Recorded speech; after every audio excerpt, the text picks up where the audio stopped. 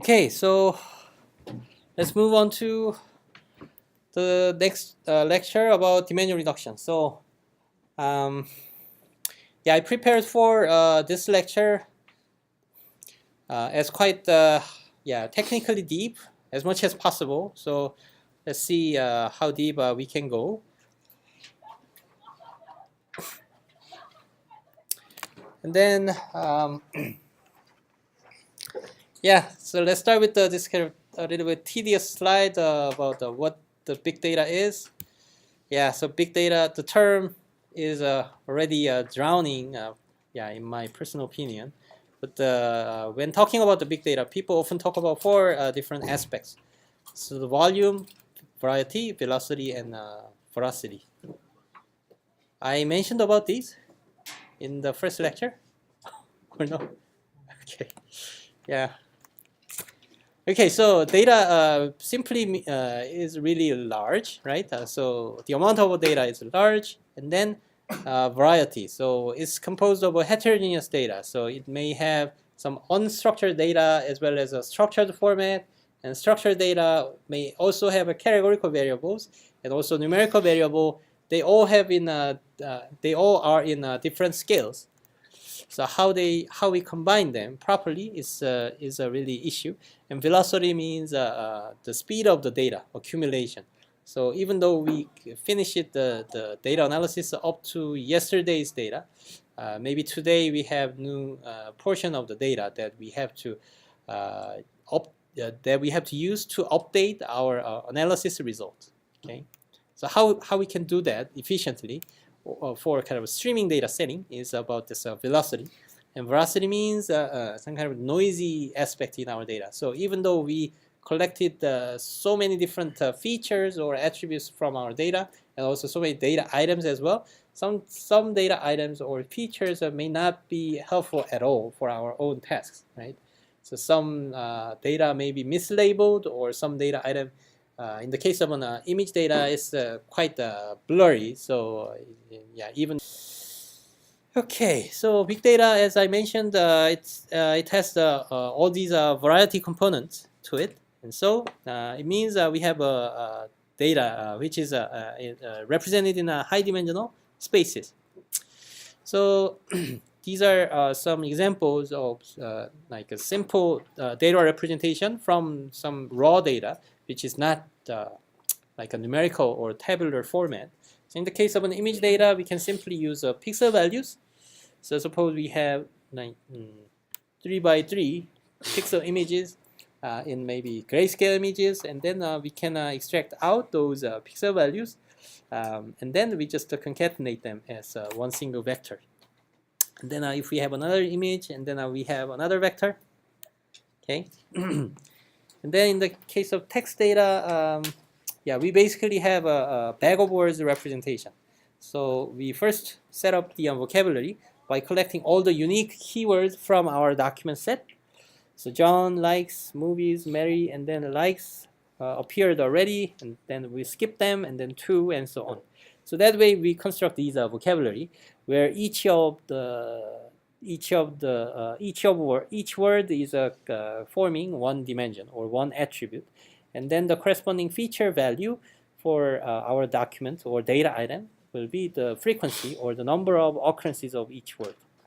So that way we can kind of set up this kind of starting point of using or forming this high-dimensional vector representation of our data. Okay, so even though in some tabular data sets, just like an Excel data set, and then we considered each row or each horizontal vector was our data item, and each vertical axis is corresponding to a feature.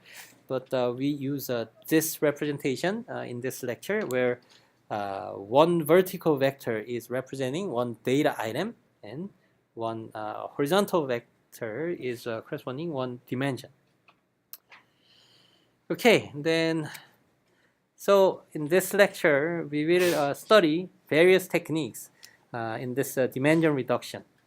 And before diving into particular dimension reduction methods, let's treat it as a black box. And then Yeah, sorry about that. It should be some PPT, and then yeah, this guy should be here. And then we have a high dimensional vector, and simply dimension reduction is reducing the dimensionality. So if we had maybe 50 dimensions and 100 dimensional data items, and then we may have as an output after dimension reduction, we have 10 dimensions, but still we have 100 data items.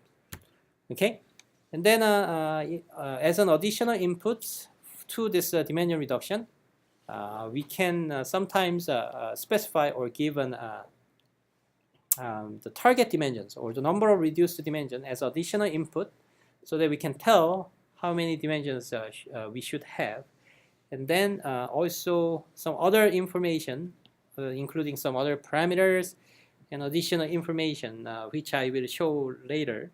And then as a byproduct of this dimension reduction method, so far we talked about some kind of inputs of this dimension reduction methods, but of course a low dimensional output is one main output, but additionally we may have dimension reducing transformation that can reduce some unseen data later, which may appear late in the later days.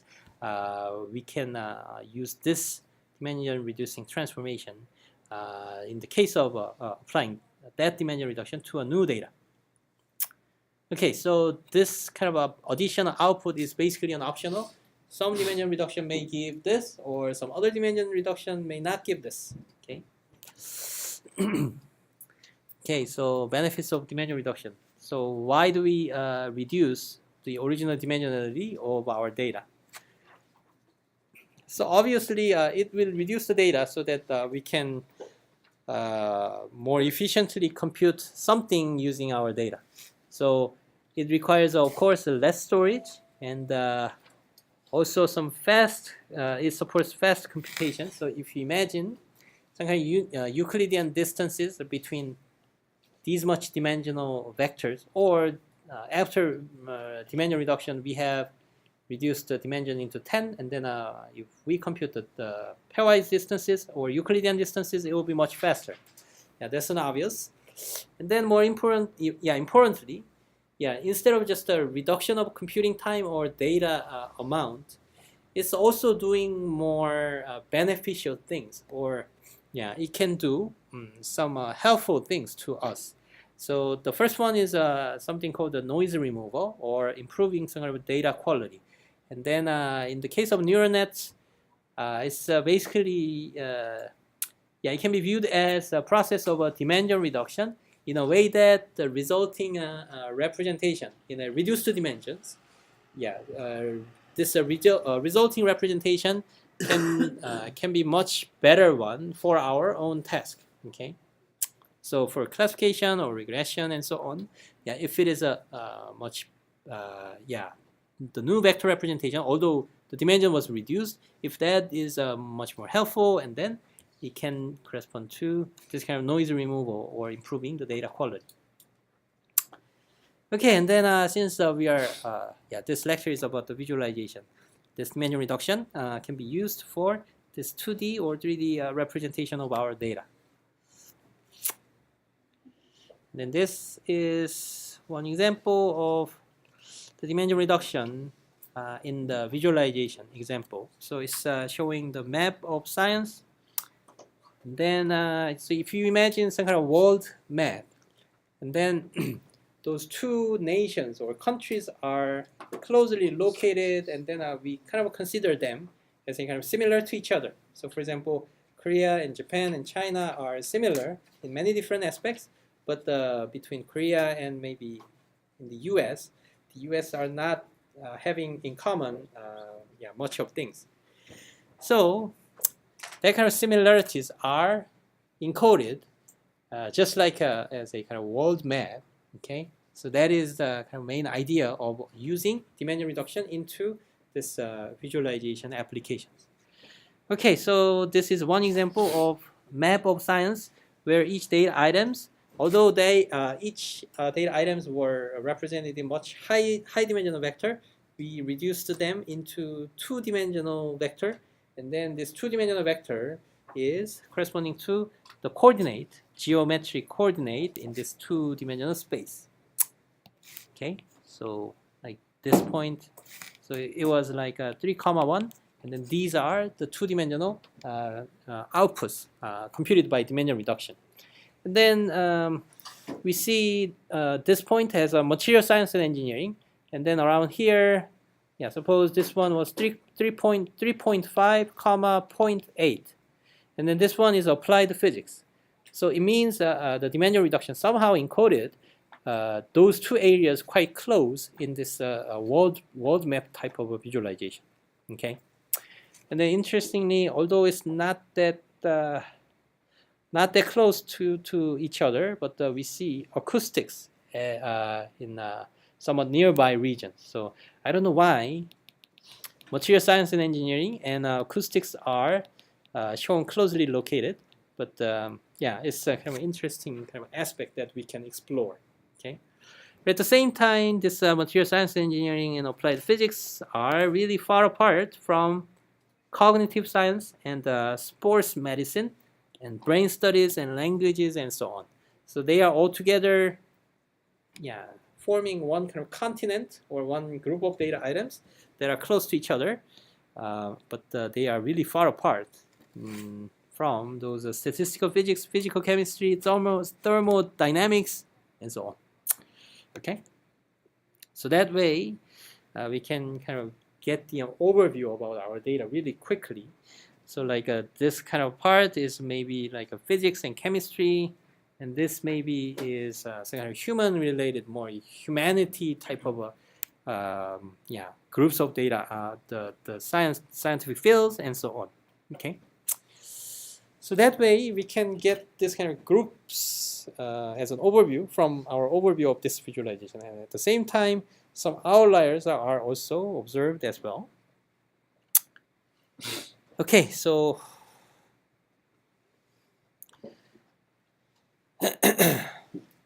so we will study many different dimension reduction techniques that are not just limited to 2D or 3D visualization, but just a kind of a dimension reduction to maybe several tens of dimensions or hundreds of dimensions out of maybe thousands or hundreds of thousands of dimensions. Okay.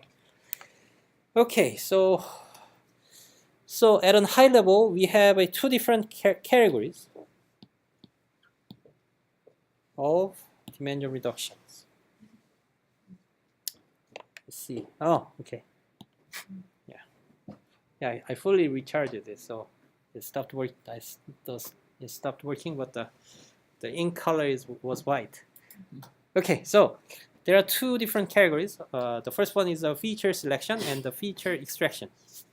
And then from now on, feature, variable, dimension, and also like an attribute are all the same things. Okay, and then there are two different categories, and this is a much bigger kind of area of research or kind of scientific field, and this is a really small. Okay, and so let's just study this quickly. So feature selection is basically, yeah, both of them are reducing the dimensions, but in the case of the first one, it just reduces the dimension by selecting only the subsets of the dimensions from our original dimension. So in the case of maybe height, weight, and maybe blood type, and so on. So we may have many different features. And then we want to reduce each person's feature vector representation as maybe 2 dimensions. Okay, so we want to reduce the dimension into 2. And then in the first case, this problem is boiling down to just selecting 2 of these original dimensions. Okay, so in this case,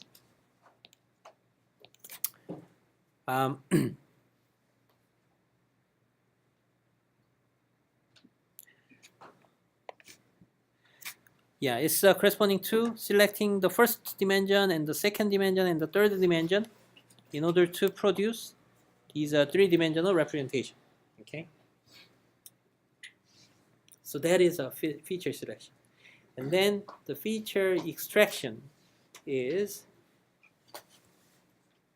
in order to generate the first and the second dimension, basically each dimensions in our reduced dimension, we can basically combine those dimensions in different forms. So we can think of some kind of linear combination.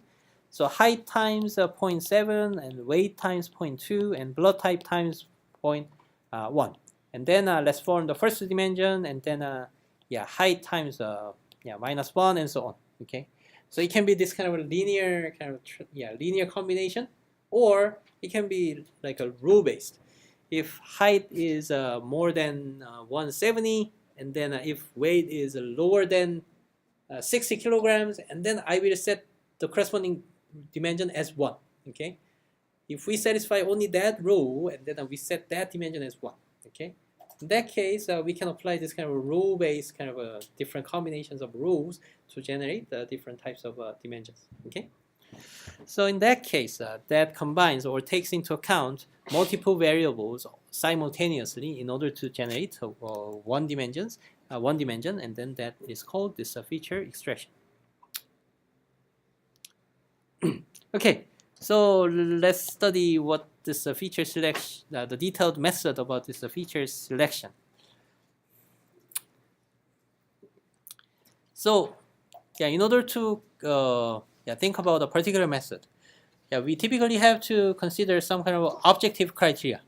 So, what do we want to achieve through this dimension reduction? Okay, so the typical application is like classification, for example. Okay, so we want to classify. Okay, so for these, so we have, suppose we have many people that are represented as height, weight, and blood type, and then we want to classify them as either man or woman.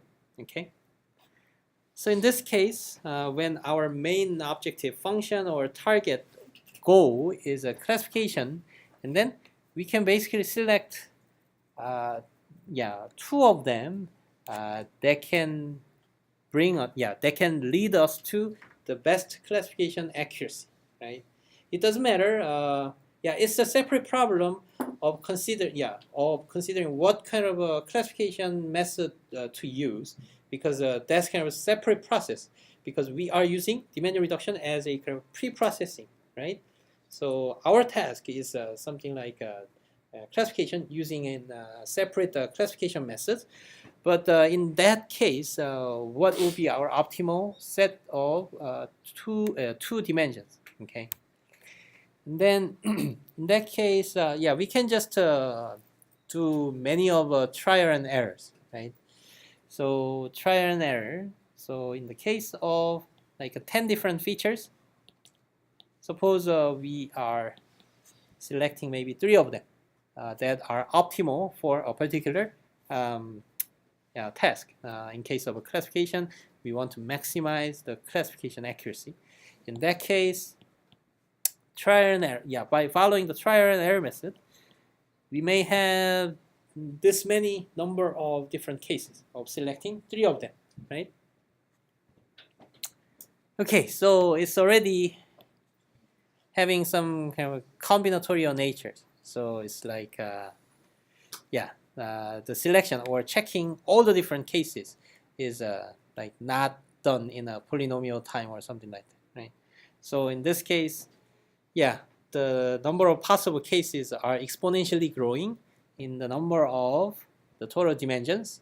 Okay, so we have some greedy method. So greedy method means we select one feature at a time. Okay, so out of 10 dimensions, we first try out, for example, suppose we are using a support vector machine for our classification method, and then we suppose we only use one feature, okay, from just an empty set, and then we will have 10 different cases. So in this case, we no longer have this exponentially growing number of different cases, because we deal with one variable at a time.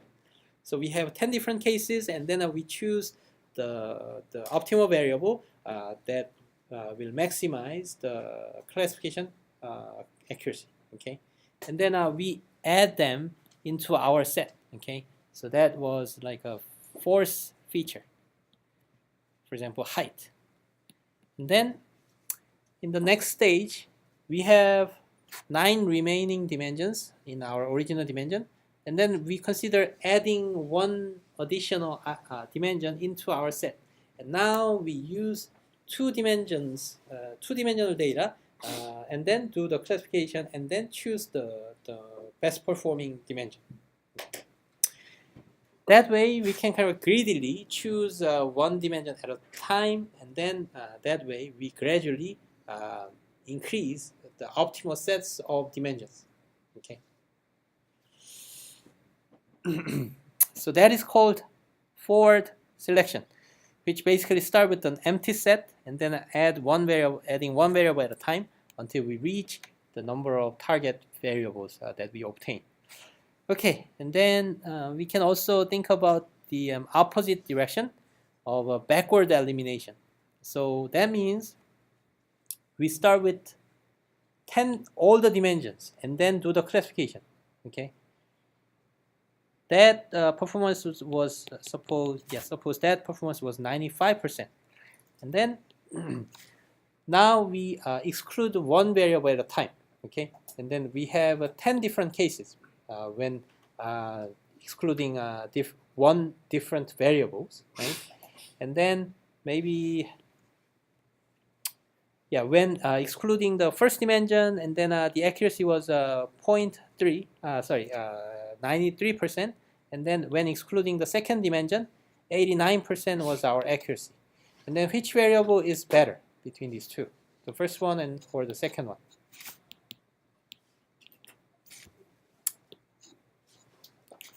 So the classification accuracy degraded from 95 to 93 when excluding the first variable, and the accuracy was degraded from 95 to 89 when excluding the second variable.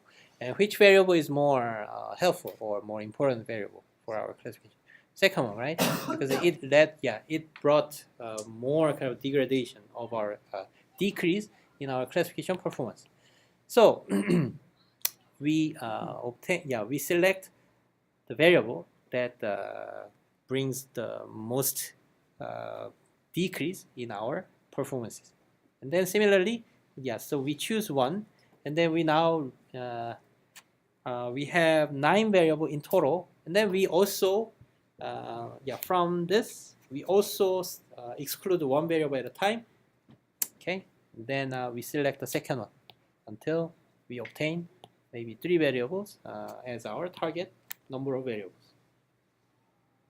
Okay, and why do we call this as a greedy method?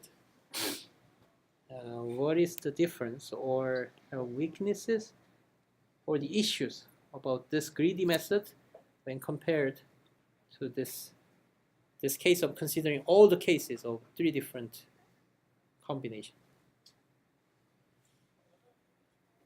We cannot ensure that we can find the global.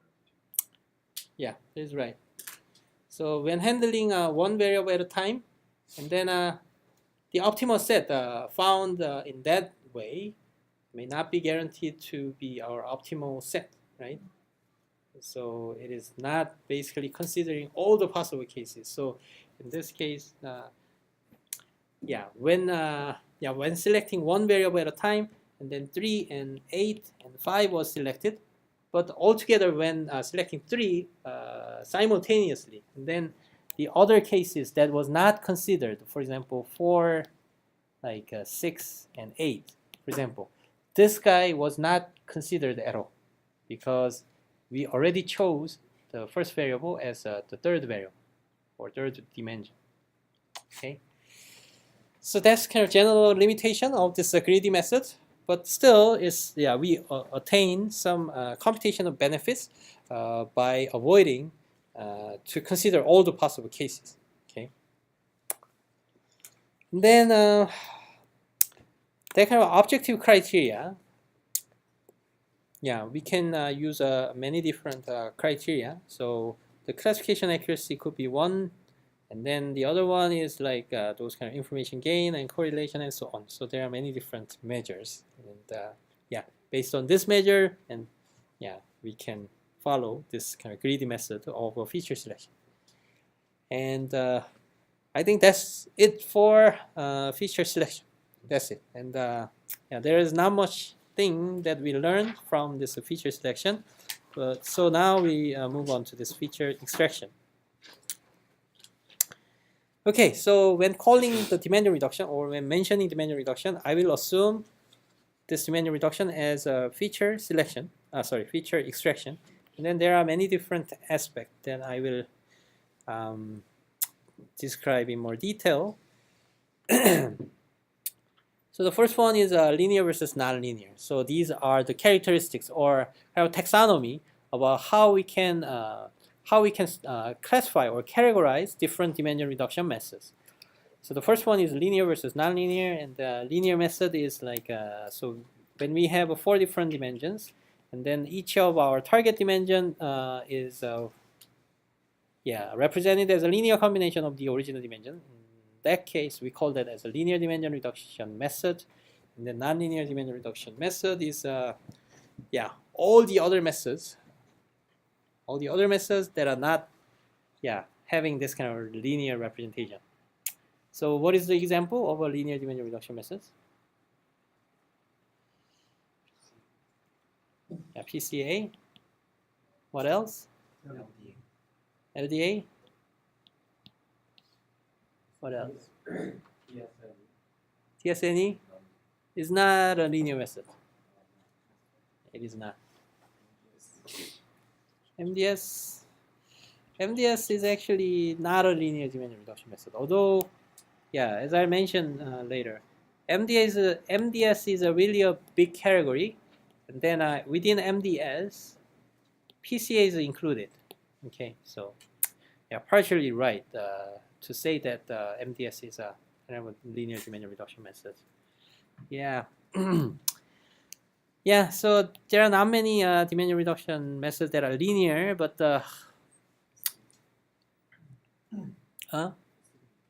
SVD, yeah. Singular value decomposition is also linear dimension reduction methods. Although SVD itself is referred to as a pure kind of a mathematical term of a matrix decomposition, because singular value decomposition is not just limited to the dimension reduction application, but broadly it can be viewed as a dimension reduction method. Yeah.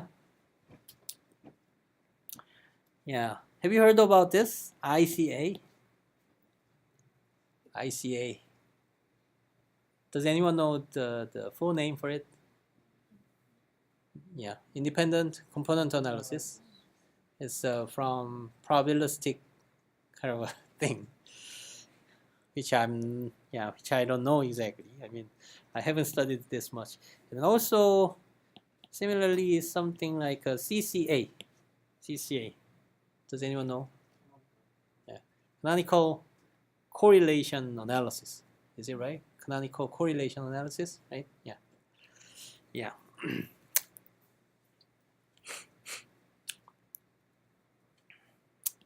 Yeah, so this PCA is what is the main objective for PCA? Principal maximum variance. To find the axis or the projection or the dimensions that maximizes the variance preservation. Okay, and then what about LDA? What is the goal for LDA? Maximizing. Yeah, it's all shown in the later slides. LDA is showing. Let's see.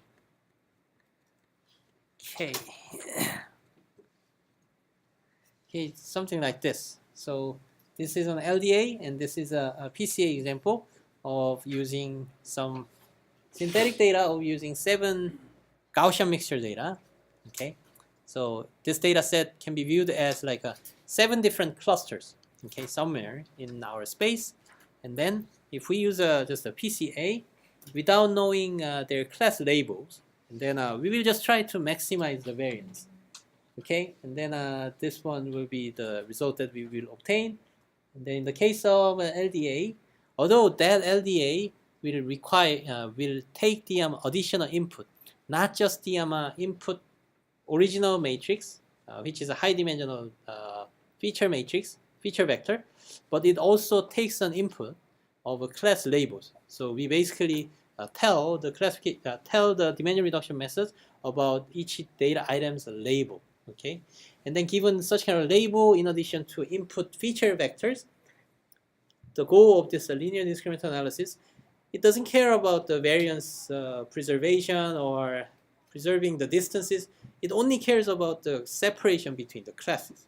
Okay, so separation between the classes is more formally kind of described as like achieving 2 different goals. The first one is separating or maximizing the distances between the interclass distances or intra-class distances.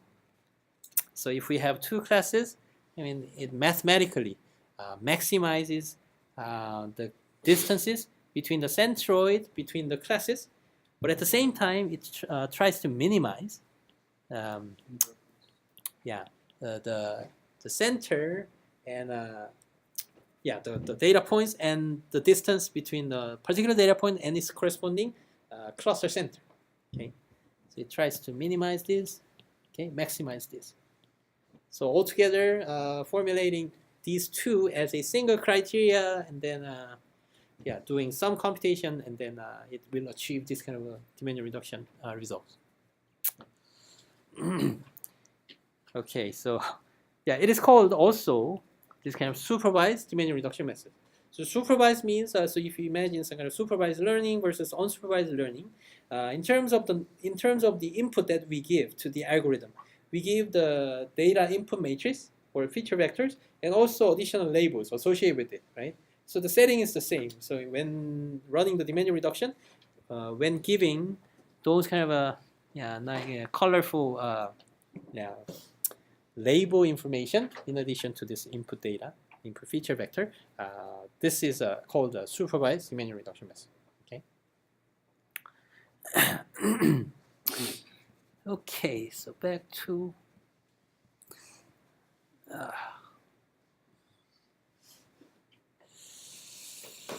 okay, so so let's go through each of them. What about ICA? ICA. What's the goal of an ICA?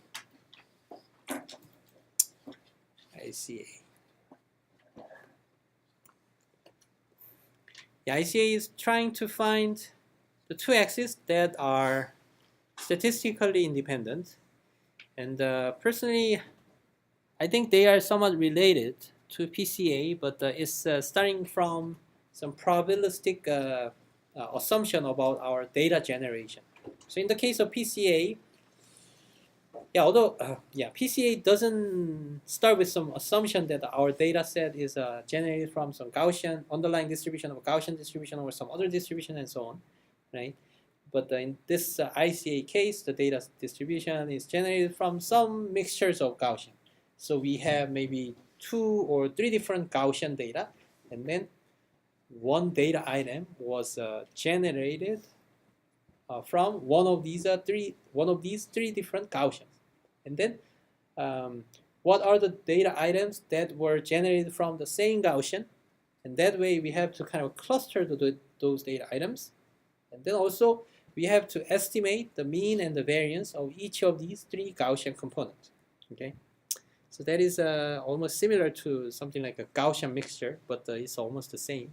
But in this case of an ICA, the objective function is to maintain or maximize the statistical independencies between these different Gaussian components. And then I added some slide in the later pages, but this ICA has been some kind of a representative application of this ICA is some kind of a speaker speaker separation or speaker identification or kind of noise cancelling is also viewed as this ICA problem because some kind of background noise is statistically independent of what I say, right? So even though I say something, it doesn't change the distribution of the background noise, right? So we can view the component from my voice and the background the noise component as two statistically independent processes. And also this kind of assumption to kind of separate and then identify the speakers from some voice, mixture of voices. And then what about the CCA? What about the CCA? Yeah, it's a canonical correlation analysis. What is the goal of it?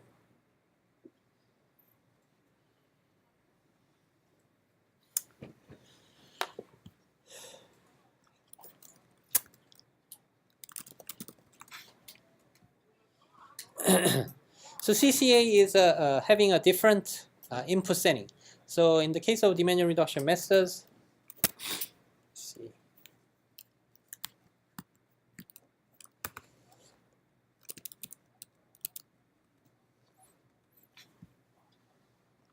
Yeah, in the case of CCA, we basically assume two different sets of input data are given.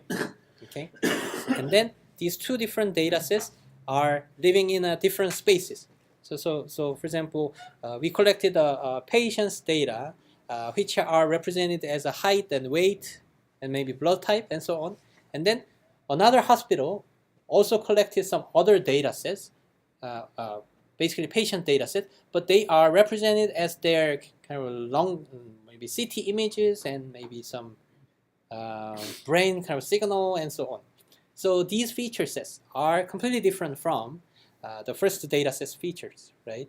And then here, the CCA is kind of relating those two data sets. And how we do it is this. So between these two data sets, our assumption is that between these two data sets or in these two hospitals, there exists some common patient. So the same patient visited this hospital and also this hospital. And then those are partial correspondences. So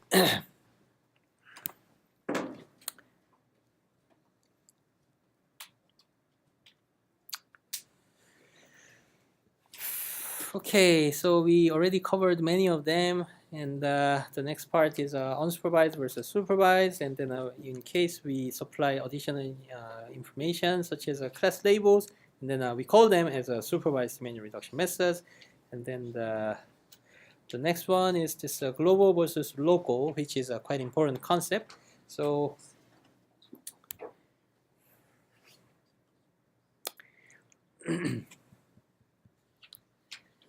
okay, so I will describe this when talking about the MDS or multidimensional scaling, and also it's a local version of called Salmon mapping. Okay, and then let's see, and then optionally some dimension reduction methods can also take the input as a similarity graph. Okay, so in this case we call them as it's composed of really nice animation, which I spent a lot of time on. But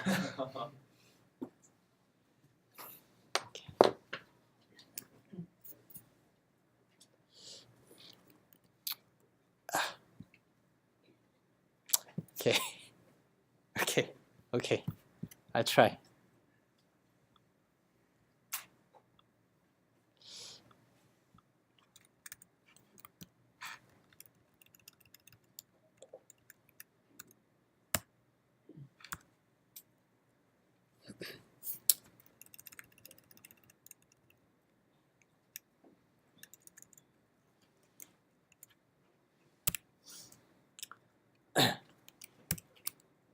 전체 화면 뭐예요?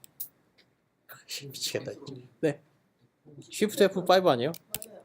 그러니까 이게 안 되는데 맥에서?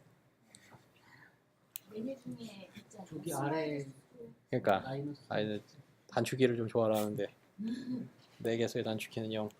Okay, so Okay, instead of using this high-dimensional feature vector, we can optionally give this similarity matrix as another type of an input to this dimension reduction method.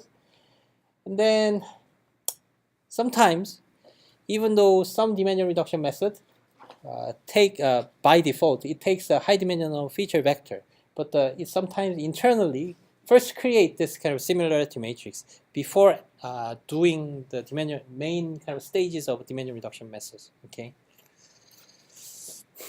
So this kind of high-dimensional data or this kind of similarity matrix can be viewed almost interchangeably, from many different machine learning algorithms. Okay, from the perspective of these algorithms, and in this case, we call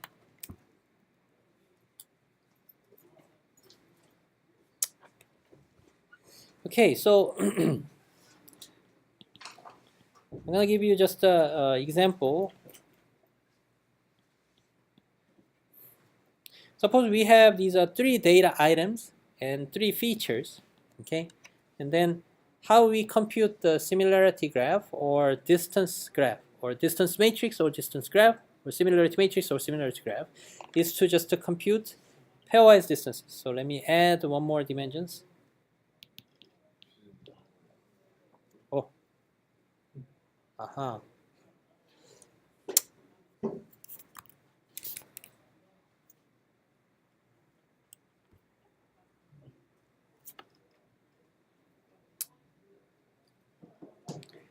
Okay.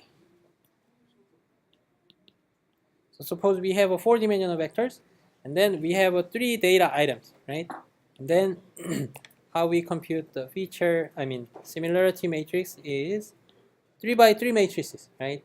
And then the first one and the second one and the third one is usually the value is set as 0 or 1 because it's a kind of self-similarity between oneself. And then this guy is the similarity between the first data item and then the second data item. Okay, so we can simply compute the cosine similarity or inner product or Euclidean distances. Okay, so that way 1, 1, 3, 1 square root 12, right? It's a Euclidean distance, right? And then we can fill in this value and this value and so on. Okay. Okay, and then this can be also viewed as a graph because we have 3 nodes, and then node 1 and node 2, we have the edge that has the weight of square root 12. Okay, and then this one has an edge corresponding to this, right? So that way we can view it as a kind of weighted graph. Okay, so given this graph, we now have, so at this point, we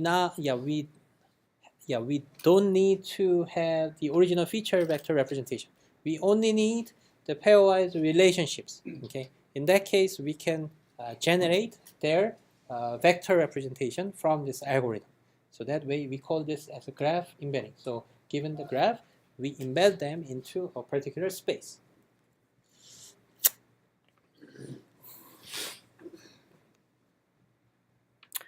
Okay, and then now let's move on to each method.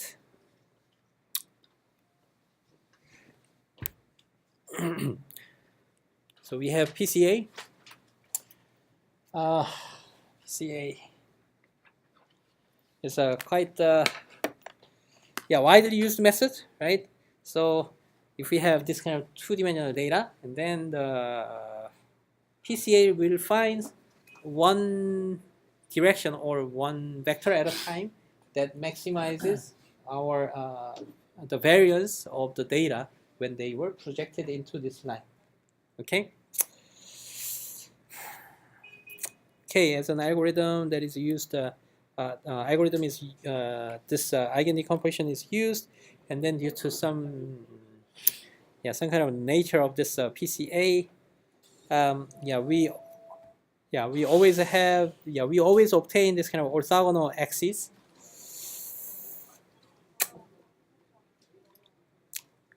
And then So let's think about the variances, and then what's the meaning of maximally preserving the variances, okay? So suppose we have this kind of 4-dimensional data, and then we can, how do we compute the variances? The variance can be viewed as this. So 1, 0, minus 1, and then what is the variance? It's 2 over 3. Is it right? So mean will be 0, and then the variance will be 2 over 3, right? And then the second axis will also have the variance.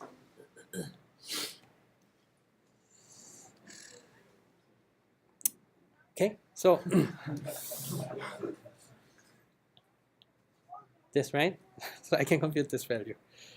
Okay, so summing up all the variances along each of these axes, and then this guy is the total number of total amount of variance that we have in our data sets.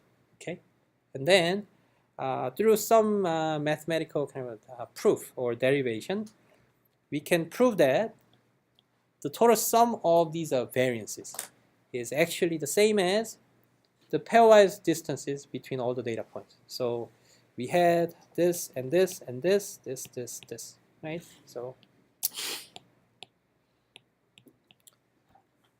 summing up all these 6 numbers, maybe it might be only 3, but this value is the same as this, right? So the distance between the first and the third point is the same as the distance between the third and the first point, right? And so, I think it is summing up all these 6 values. And this one is already 0.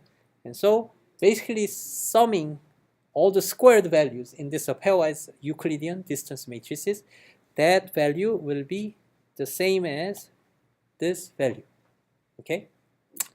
So that is our total variance, total amount of variance, okay? And then if we, suppose we reduced dimensionality by using a PCA into maybe 2-dimensional representation, and then something like 0.1, maybe 0.8, and 1.7, minus 0.2, and 1, and minus 1.2, for example, okay? So in this case, we can also compute the pairwise distance matrix just like that, right? By only using this representation, okay? And then suppose this value was maybe 10, okay? Maybe suppose this value was 10. This was our total amount of variance, as well as the total sum of pairwise distances.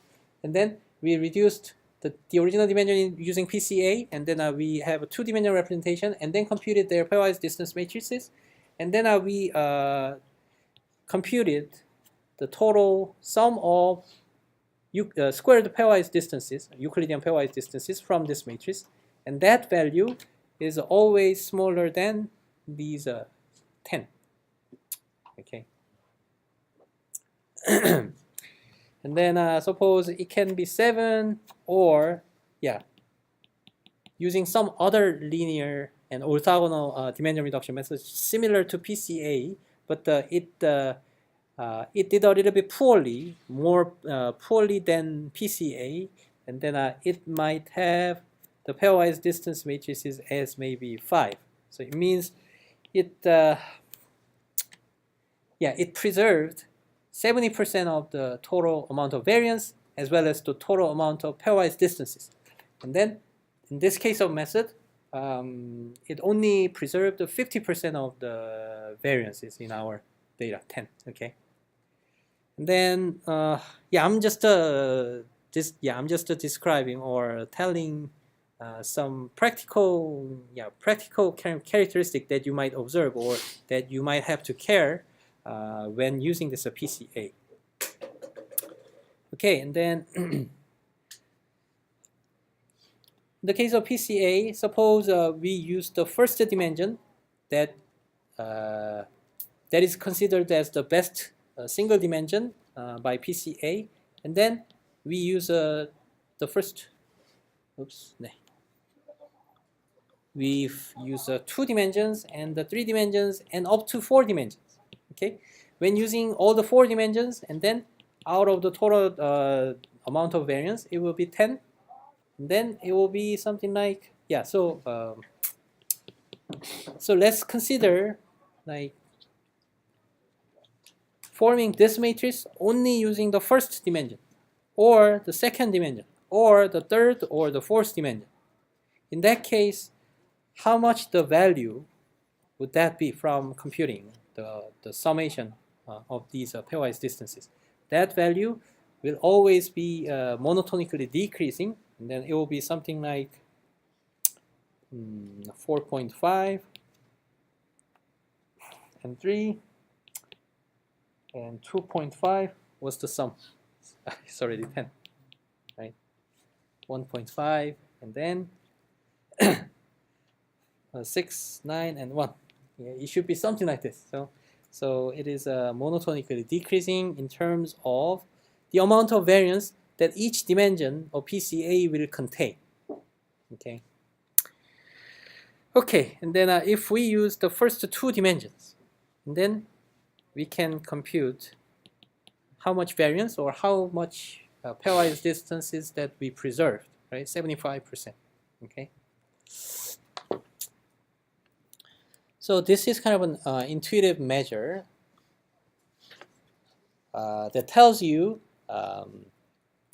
whether you are using the sufficient number of dimensions or not.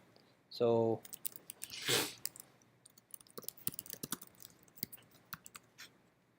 in this case,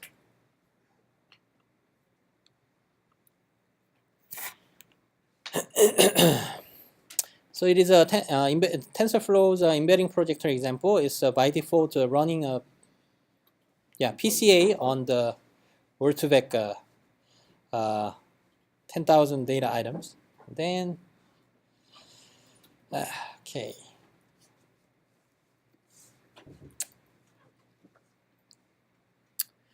So it is saying this, right? PC. Can you show this? I cannot.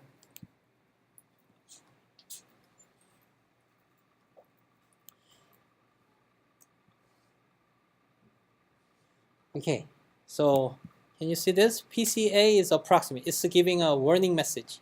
And then the total variance described is only 8.5%. That means, so in PCA, it reduced the dimensionality into 3. In this case, it's generating a 3-dimensional visualization. And then using only 3 dimensions out of maybe 200 dimensions. Okay, so it is using 200 dimensions. I mean, original dimension was 200. And then the only amount that was preserved or contained in the first 3 dimensions is only 8.5%. Okay, so that way it is giving this kind of warning message. But still, this 6.3, so we had a 200 dimension, right? Let's compute the average. If we use only 2 dimension, and then kind of averaged amount of a variance or pairwise distances that we can preserve is only 1%, right? So this kind of 6.3% is still much high values. So that is kind of best amount of preserved pairwise distances or variances.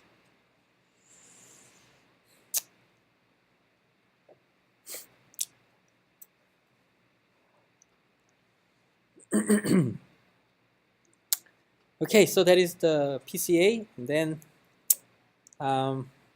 so this is a document visualization example where a PCA was applied.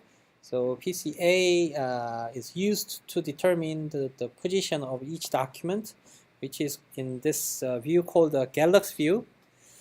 So it's a quite old software, and each dot, which is shown as a kind of star, that is showing one document, and they were clustered together in terms of their topics or their similar content, and then their positions were determined by using PCA based on this input feature vector representation of a bag of words vector. Then the next one is a multidimensional scaling. Okay, so multidimensional scaling is quite an important idea, and its main idea is to try to preserve all the given distances in the low dimensional space. Okay, so we are given initially as this ideal distances between the data point I and j.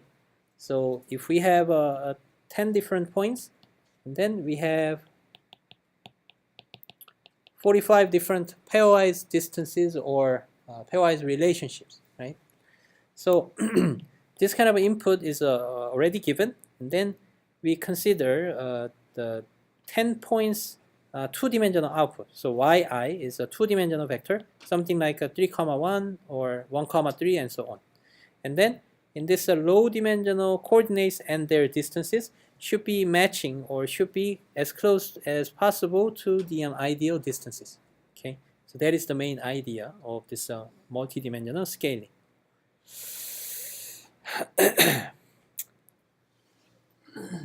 Okay, so in this case of a multidimensional scaling, depending on the input form, I mean, in terms of the two different types of an input form possible, is following or is taking this similarity input form, right? So in this case, instead of giving this kind of representation, we are giving this kind of representation where we specify the feature vector, the pairwise different relationships.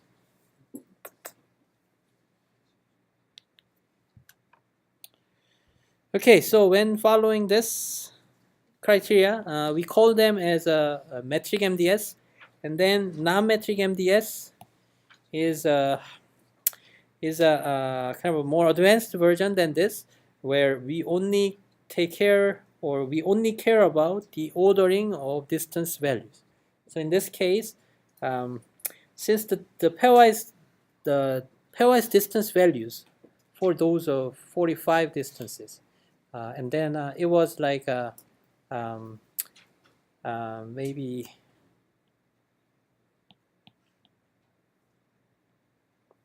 between the first and the second item, the distance should be 6, and then the first and the third item, it should be 9, and then the second and the third item, the distance should be 2. Okay, so we have to exactly satisfy these exact given values. But in the case of non-metric MDS, the input setting is slightly different. Instead of giving these exact values of these 6, 9, and 2, we just give an ordering between these different pairwise distances. So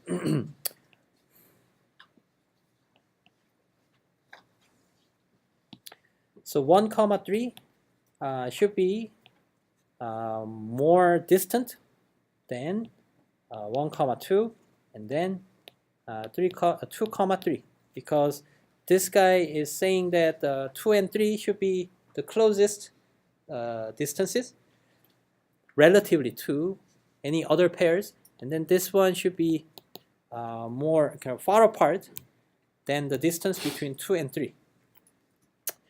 So we give this kind of relative ordering, and then still this kind of MDS algorithm can run. And then so that is called this non-metric MDS, and then the then let me give a brief sketch about how this algorithm works. So 3, 1 and 1, 3, that was our yi minus yj, and then the original distance squared, suppose that was 6, okay, and then it was 2 squared, and then 8, right? So the distance is currently 8 as a squared Euclidean distance, and then the ideal distance should be 6, and so it is far. It is kind of excessively far apart. So between these 2 points where we have 1, 3 and 3, 1, we perform the gradient descent where each of them are moving towards each other so that their distances are becoming smaller. Okay, So that is metric MDS. Okay, that is metric MDS. But what about non-metric MDS? So in the case of non-metric MDS, in the case of non-metric MDS, so we basically think about the pair. So like 1, 2. So data y1 and y2 should be, so the distance between these two is, for example, 3, and then this distance should be is 4, and then this clearly violates our ideal ordering, because one distance between 1 and 2 is larger than 2 and 3, the distance between 2 and 3. Okay, so in this case, for this guy, it has to be what?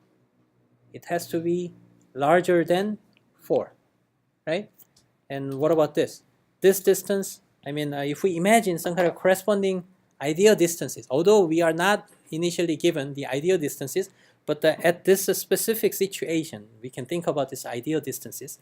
So in this case, if it is becoming larger than 4, and then we are happy, and then in this case, if it is less than 3, and then we are also happy, right?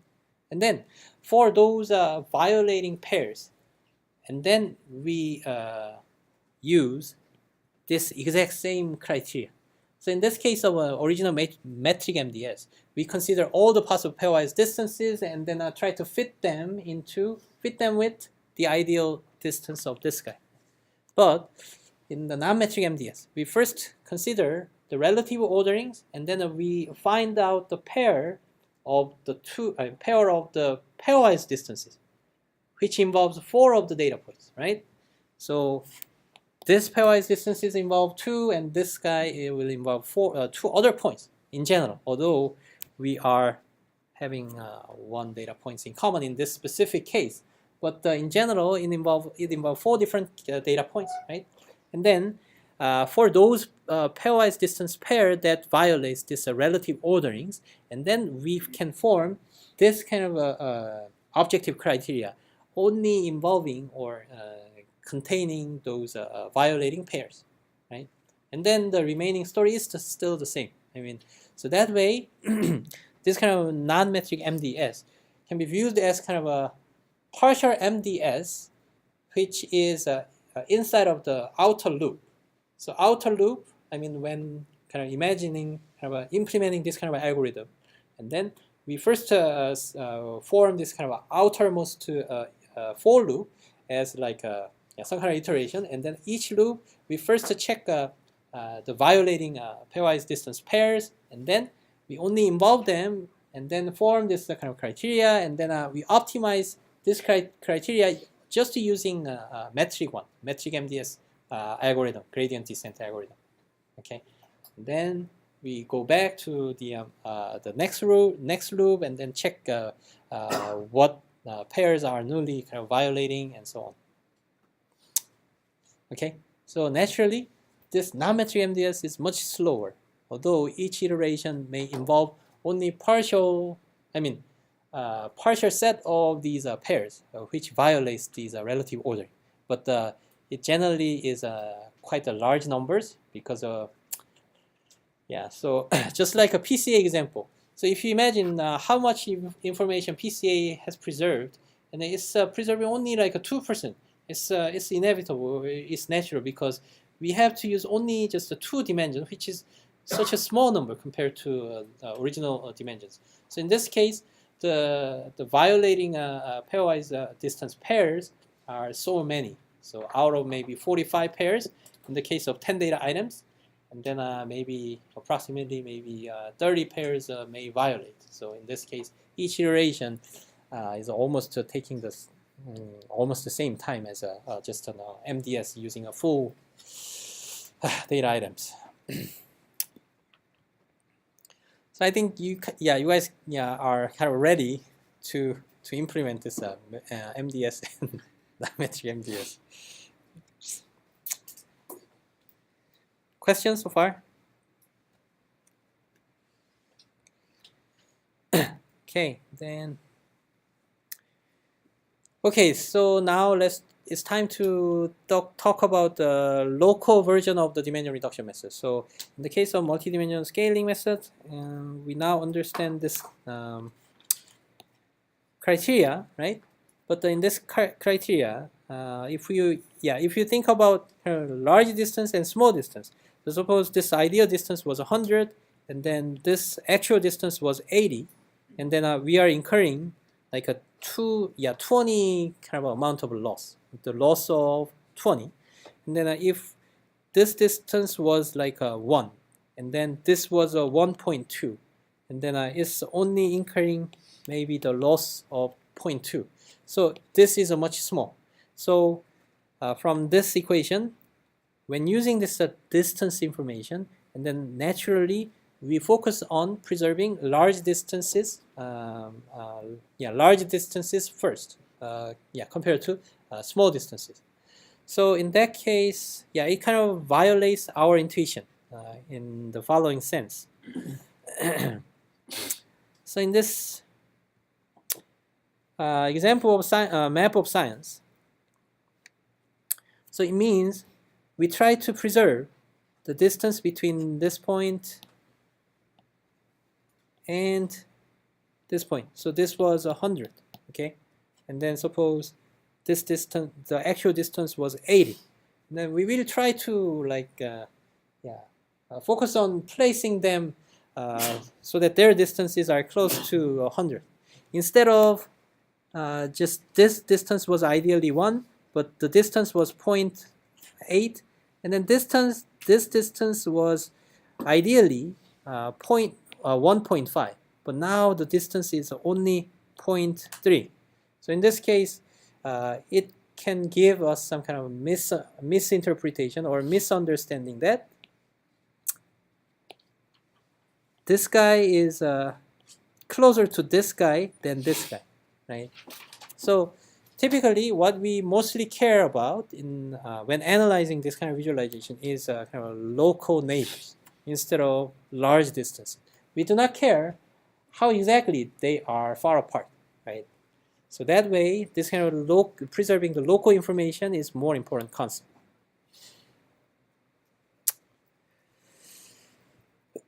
So, in order to avoid this kind of situation, we can have this kind of factor of changing this loss as a kind of relative loss with respect to the total, the ideal value. So if it is 180 and it's divided by 100 and 1.1 and 1.2 and divided by 1, they will have the same loss, okay? So that way we can kind of compensate this algorithm so that the algorithm can focus more on preserving the local ones.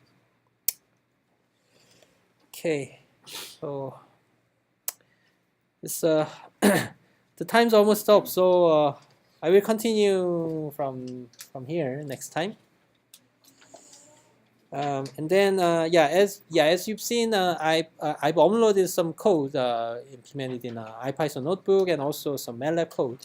And so if you have time, you can just play with those codes so that you can get some sense about how different methods work, which we will review or study next time. Okay, that's it for today, and thanks.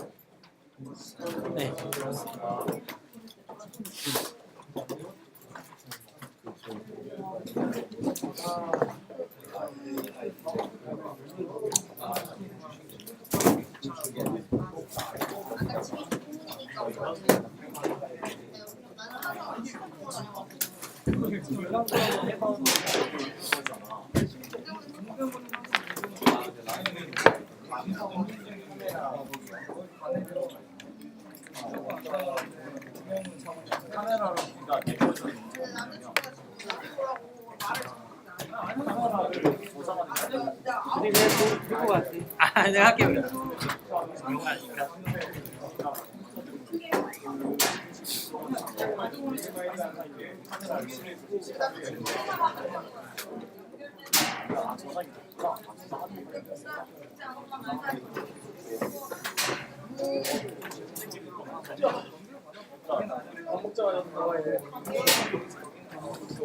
교수님, 그 선웅이가 중간 몸이 안 좋아서 약 먹으러 간다고 네. 중간에 나와가지고 그거 말씀해달라고 네. 해가지고. 아, 그래요. 알았어요. 네. 네. 네, 고마워요. 교수님 혹시 그 네. 제안서 저녁에 드려도 네, 괜찮아요. 네, 안녕히 계세요. 거기다가 뭐 하나 깔아달라는 그거 있어요.